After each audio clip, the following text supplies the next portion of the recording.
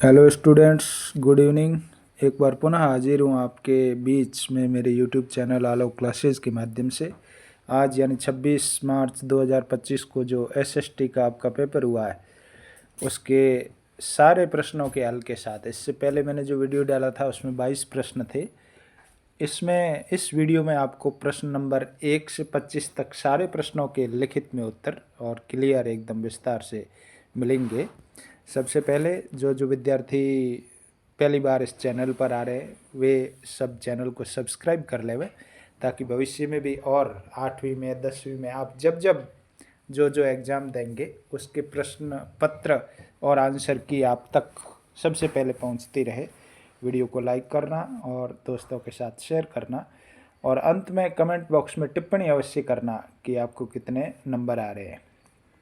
चलिए, भारत के अंतिम वायसराय थे लॉर्ड माउंटबेटन। झूम खेती को इस नाम से भी जाना जाता है, वो है स्थानांतरी वेंडी, यानी वो था ना एक वेदी वाला, खेती बनाई जाती तीव्र ढाल वाले वेदी का कृषि पहाड़ी इलाकों में। और वन आधारित उद्योग लुगदी और कागज। श्वेत वन्य भूमियों को साफ किया जाता है। वन्य भूमि को साफ किस लिए करते हैं, उसमें चारों जो तीनों विकल्प थे वो थे, इसलिए उपयुक्त सभी। छठे में अनुच्छेद 21 जीवन के अधिकार का संबंध। और सातवां प्रश्न, किस पेशवा ने मराठा ध्वज अटक से कटक तक फहराने का लक्ष्य निर्धारित किया, वो थे पेशवा बाजीराव। और आठवां अपना पड़ोसी जिला बीकानेर, ऊंट महोत्सव जहाँ पे होता है। ये थे विद्यार्थियों बहुविकल्पी प्रश्न, एक एक नंबर के, जहाँ पर आपको यदि यही विकल्प लिखे तो 8 नंबर आपको मिल जाएंगे। यहाँ तक आगे बढ़ते हैं। प्रश्न 9, जिसमें रिक्त स्थान भरने थे आपको। रासायनिक कीटनाशकों और उर्वरकों का विनियमित उपयोग भूमि संरक्षण के लिए सामान्य तरीका है, वो यहाँ पे आपको लिखना था भूमि संरक्षण। ये हालांकि ये शब्द ऊपर दे रखे तो उनमें से आपको सेलेक्ट करने थे, कोई विशेष दुश्वारी वाली बात इसमें नहीं थी। किसी क्षेत्र विशेष में लोगों के आने जाने को, यहाँ पे ये थोड़ा प्रिंट में मिस्टेक है, प्रवास कहते हैं, न नहीं है पीछे, प्रवास माइग्रेशन। अस्पृश्यता, अस्पृश्यता एक दंडनीय अपराध है। ये दंडनीय शब्द जो है वो आपके दे रखा था, वो आपको भरना था। और किसी स्थान की जनसंख्या व क्षेत्रफल में संबंध को जनघनत्व, ये शब्द भी आपके उसमें था। ये 4 थे आपके आधे आधे नंबर के, यानी 2 नंबर आपको यहाँ तक मिलेंगे। इसके बाद मैं आपको अगली पीडीएफ दिखाता हूँ, जिसमें आपको 10वें प्रश्न से देखिए मिलान करने वाला था। इसमें मैंने एकदम सारणी बना के सीधा लिखा आपको। अब यहाँ आपको टेढ़ा मेढ़ा करने की जरूरत नहीं। मृदा अपरदन को रोकना चट्टान बांध से, प्रधानमंत्री कौशल विकास योजना 2015। सामाजिक न्याय के लिए संवैधानिक प्रावधान व आरक्षण। प्रत्येक 10 साल में जनसंख्या संबंधी आंकड़े प्राप्त करने के लिए जनगणना होती, सेंसस। 11वां, कथनों को सही गलत बताइए। इसमें मैंने आपको इससे पूर्व में भी बताया कि पहला जो असत्य था, गलत था, बाकी तीनों सत्य थे, वो लिखे हुए यहाँ पे। अब प्रश्नोत्तर में आते हैं अपन। 12वां, रैयतवाड़ी व्यवस्था को समझाइए। रैयतवाड़ी व्यवस्था ब्रिटिश सरकार द्वारा लागू की गई एक भूमि कर प्रणाली थी, जिसमें किसान, जिसको रैयत कहते हैं, सीधे सरकार को भूमि कर चुकाते थे। यह व्यवस्था मुख्य रूप से मद्रास और बॉम्बे प्रेसिडेंसी में लागू की गई थी और 1820 में थॉमस मुनरो द्वारा शुरू किया गया था। इसमें बिचौलियों की भूमिका नहीं थी और किसानों को इसकी भूमि का मालिकाना हक दिया गया था। ईस्ट इंडिया कंपनी की विलय नीति, विलय नीति कौन सी? डॉक्ट्राइन ऑफ लेप्स, आपने जो पढ़ा, गोद निषेध, वही है। ये लॉर्ड डलहौजी द्वारा अपनाई गई डॉक्ट्रिन ऑफ लेप्स नीति के तहत यदि किसी भारतीय शासक की मृत्यु बिना किसी पुरुष उत्तराधिकारी के हो जाती थी तो उसका राज्य ब्रिटिश ईस्ट इंडिया कंपनी के अधिकार में आ जाता था। इस नीति के तहत कौन कौन से राज्य, सतारा, नागपुर, झांसी, अवध आदि राज्यों का विलय किस में कर लिया गया? ब्रिटिश इंडिया में। इस नीति का भारतीय शासकों ने विरोध किया और यह 1857 के विद्रोह 1857 का जो रिवॉल्ट हुआ उसके प्रमुख कारणों में एक यह भी माना जाता है। पुनः दोहरा देता हूँ बच्चों, वीडियो को बिना स्किप किए पूरा देखना है, लाइक ज़रूर करना है और सब्सक्राइब नहीं किया तो वो भी करना है। कमेंट बॉक्स में टिप्पणी लिखना है। वुड्स डिस्पैच के बारे में संक्षिप्त में बताइए। हालांकि ये बड़ा उत्तर है लेकिन आपको संक्षिप्त में बताना है, यानी छोटा लिखना। वुड्स डिस्पैच 1854 में चार्ल्स वुड द्वारा तैयार किया गया एक महत्वपूर्ण शैक्षिक दस्तावेज था, एजुकेशन से संबंधित था ये, जिसे भारतीय शिक्षा का मैग्ना कार्टा भी कहा जाता है। इसने भारत में प्राथमिक, माध्यमिक और उच्च शिक्षा के विकास की सिफारिश की। इसके अंतर्गत विश्वविद्यालयों की स्थापना, जैसे 1857 में कलकत्ता, बॉम्बे और मद्रास, और माध्यमिक शिक्षा के लिए सरकारी और निजी विद्यालयों को सहायता देने की नीति शामिल थी। आगे बढ़, ये वुड्स डिस्पैच वाला तो हो गया बच्चों, पढ़ लिया आपने। 14वां देखो, प्रार्थना समाज के कार्यों का संक्षिप्त में वर्णन कीजिए। प्रार्थना समाज की स्थापना 1867 में मुंबई में आत्माराम पांडुरंग ने की थी। इसके प्रमुख उद्देश्य क्या थे?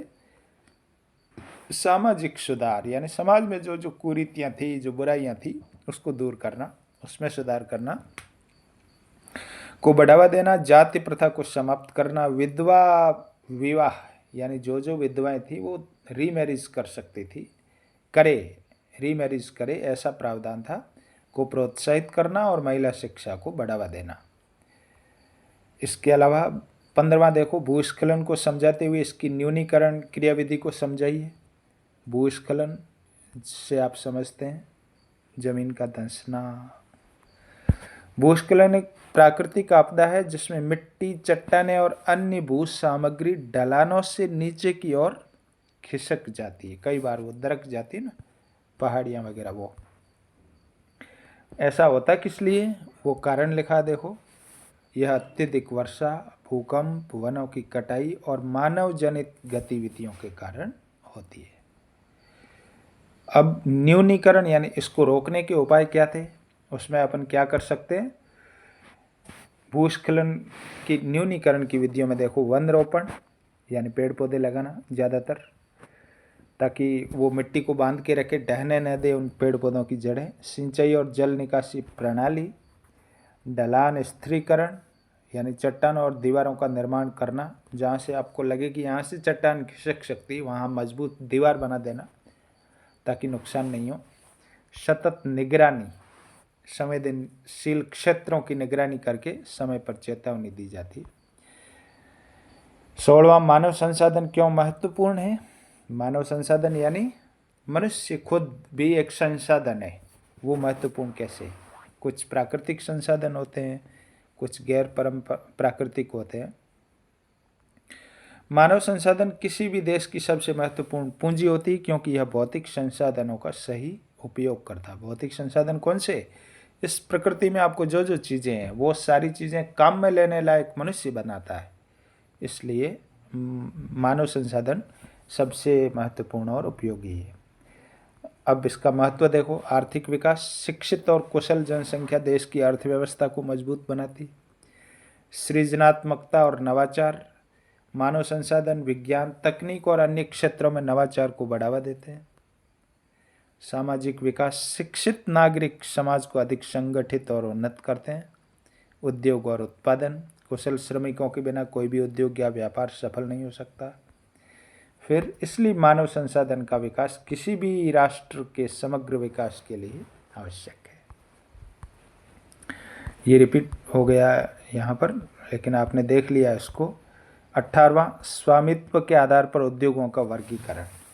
कितने प्रकार के उद्योग होते हैं? ओनरशिप, मालिकाना हक के आधार पर देखिए 4 प्रकार के। पहला, सार्वजनिक क्षेत्र के उपयोग, जिसको पब्लिक सेक्टर इंडस्ट्रीज कहते हैं। ये उद्योग सरकार के, पूरी तरह से सरकार के अधीन होते हैं, सरकार के स्वामित्व और प्रबंधन में होते हैं, और इनका मुख्य उद्देश्य लाभ कमाने के बजाय समाज का कल्याण। लाभ कमाने का उद्देश्य किनका होता है? जो व्यक्तिगत होते हैं, प्राइवेट, निजी, वो सरकार के जो भी उपक्रम है वो सार्वजनिक कल्याण के लिए होते हैं और राष्ट्रीय विकास में योगदान देना। आगे बढ़ो इससे।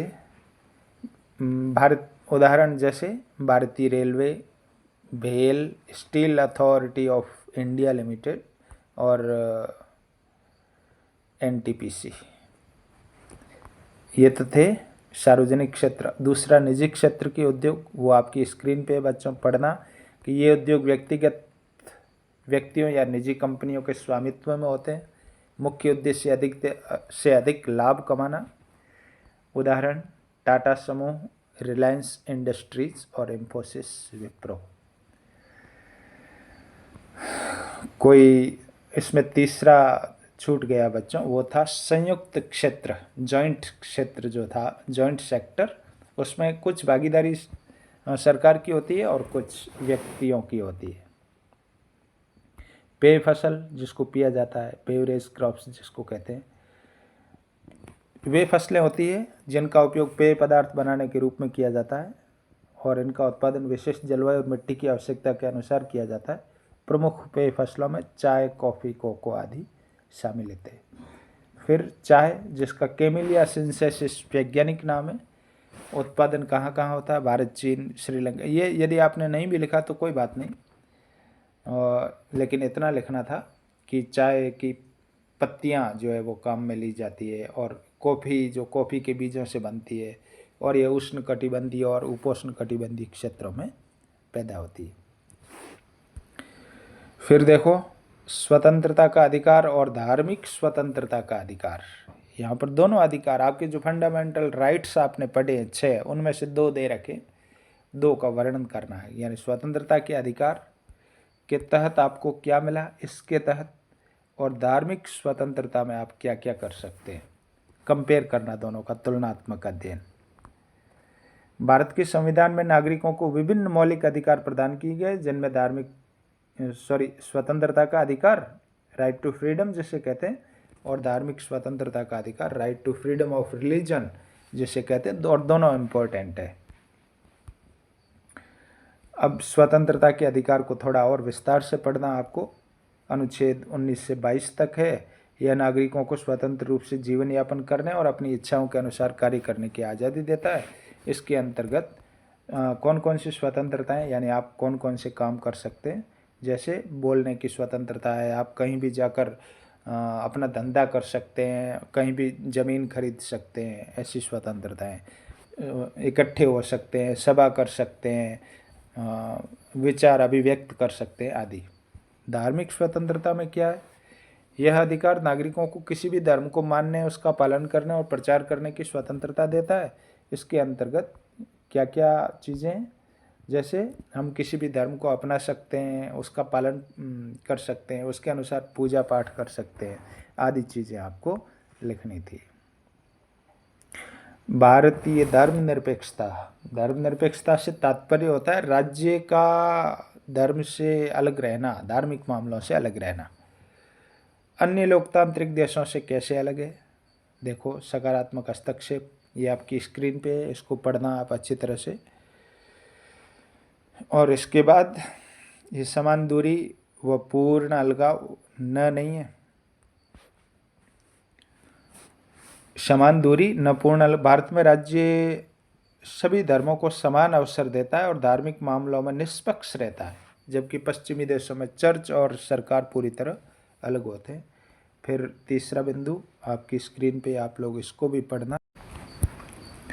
राजस्थान का सबसे प्राचीन उद्योग और इसकी स्थिति आपको पता है, हस्तशिल्प, हैंडीक्राफ्ट इंडस्ट्री, यानी क्या स्थिति उसकी। यह उद्योग राजस्थान के विभिन्न शहरों में फैला हुआ, जैसे जयपुर में ब्लू पॉटरी, जोधपुर में लकड़ी का फर्नीचर, बीकानेर में ऊनी वस्त्र और उदयपुर में पेंटिंग आदि। फिर कुछ और बातें जो लिखनी वो आपकी स्क्रीन पे है। 22वां सूचना के अधिकार से जनता में जागरूकता कैसे बढ़ी, RTI पढ़ा ना आपने। अधिनियम 2005 में आया, नागरिकों को सरकारी कार्यों में पारदर्शिता, ट्रांसपेरेंसी और जवाबदेही सुनिश्चित करने का अधिकार देता है। जागरूकता कैसे आई, देखो सरकारी नीतियों की जानकारी मिली लोगों को, भ्रष्टाचार पर रोक लगी, न्याय सुलभ हुआ, लोकतांत्रिक भागीदारी हुई। ये वो धर्मनिरपेक्षता वाले का थोड़ा सा पीछे आ गया नीचे, इसको आप उसके साथ ऐड करके पढ़ सकते हैं। ये थोड़ा बड़ा आंसर था इसका। अब ये जो था 1857 की क्रांति वाला आपका, उसका आंसर है कि वो चौरी चौरा कांड जो हुआ था, वहाँ पर पुलिस चौकी को आग लगा दी गई थी। किसानों जो उग्र किसानों का दल था उसने, ये सारी बातें आपको लिखनी थी।